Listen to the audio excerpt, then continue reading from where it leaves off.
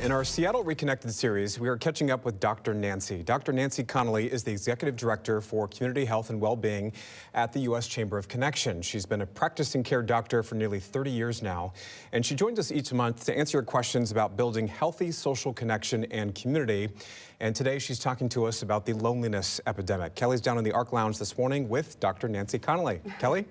All right, welcome back. Thank you very much. So wonderful to have you. Yeah. Since I feel like we're kind of going to school, we're learning some things here today. Always love a refresher. You have these 6 points of connection. Right. Would you mind first walking us through those? I'd be delighted to. And one of the things I want to say, the reason this is important is because it's not only a way to measure how connected we are, but it's also actionable. It tells us what we can do about it if we're not connected. So going through the 6, the first is having a neighborhood emergency contact, someone in your immediate vicinity that you can call on in a pinch, whether it's, somebody can turn off my oven or, something really bad is happening.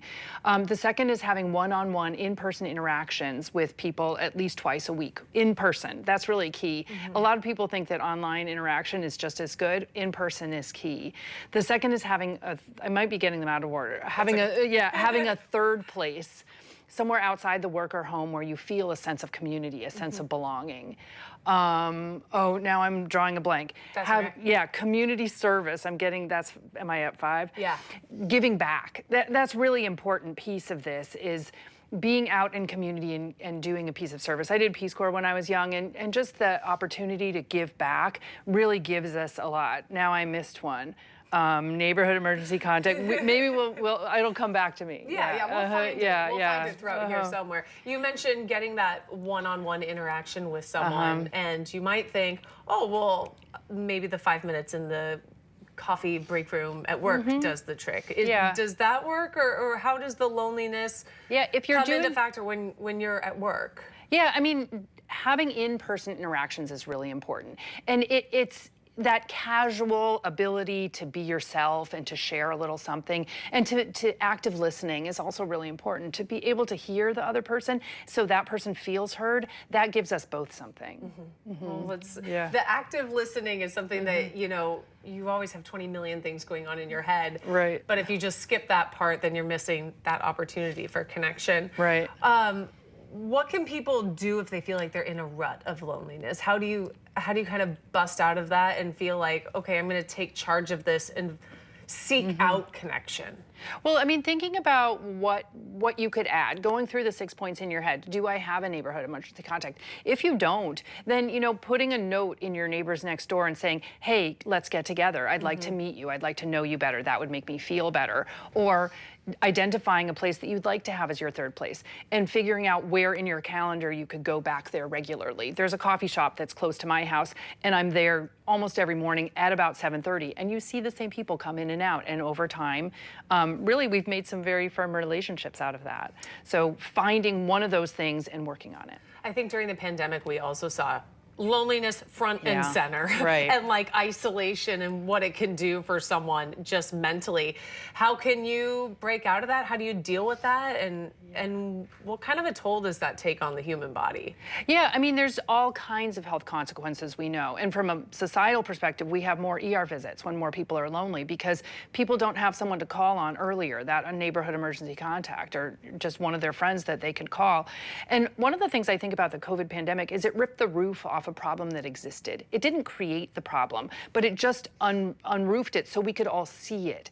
And so getting out, so it takes work to make those connections, not only to help ourselves, but to help the people around us. And even if we ourselves are not lonely, the loneliness of the people around us affects our well-being in a lot of different ways.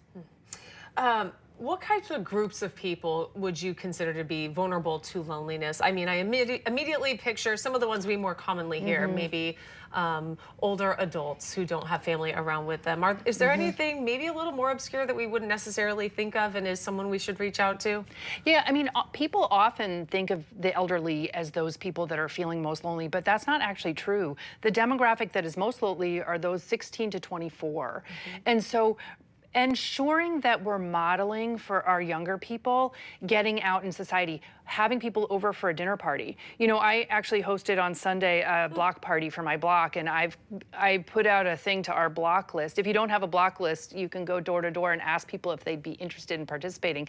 But bringing people together, that just doing that for ourselves shows our kids that that's important.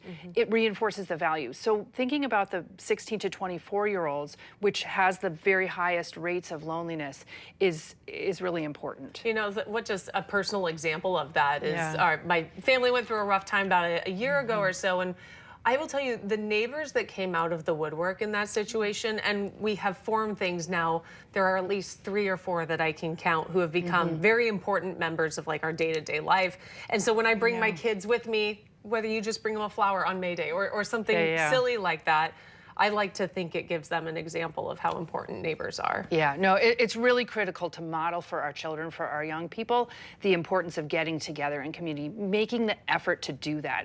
You know, time is really a limited commodity for many of us, and making the time, prioritizing the time to get together with people around us is so important. Yeah, absolutely. Thank you so much for your time today. Appreciate it. It was really a pleasure to talk.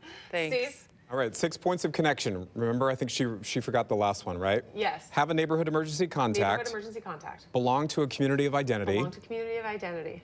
I'm scrolling That's here. right. Join in an activity-based community. Join activity-based community. Connect with a friend or family member at least twice a week. Connect with friend or family member at least twice a week. Finding your third place in the community. Finding your third place in the community. And volunteering. And volunteering. There we go. Yeah, thanks Steve so to the much, rescue. Steve. Yeah, I appreciate you. That she wrote. There you go. Wonderful.